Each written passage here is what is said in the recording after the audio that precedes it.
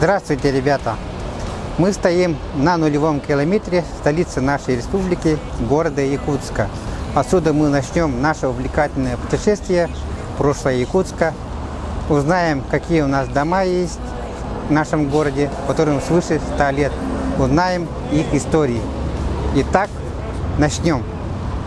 Перед этим расскажем немножко из истории основания города. Якутск был основан как крепость Острог в 1632 году сотником Петром Бекетовым, далеко от места, на котором сейчас расположен, на правом берегу реки Ленны. Острог – деревянная крепость, окруженная частоколом или стенами с башнями. Сотник – чин в армии, офицер, под командой которого находилось 100 человек.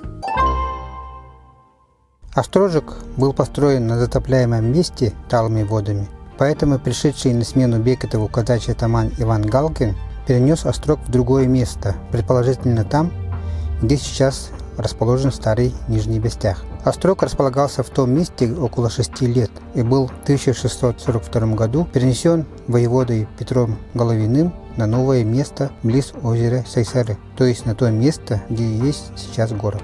Казачий атаман – руководитель казаков. Атамана выбирали на собрании казаков, называемом казачий круг. Казаки – представители разных народов, сплотившихся в нашей стране в этносоциальную общность. Казаки представляли военное сословие. В перерыве между войнами занимались сельским хозяйством. Язык казаков – русский или малоросский украинский. Нижний Бестях – населенный пункт на территории Мегино-Кангаласского улуса. Воевода – воинское звание в армии. Воеводы также выполняли работу глав регионов. Озеро Сайсары располагается на территории города Якутска.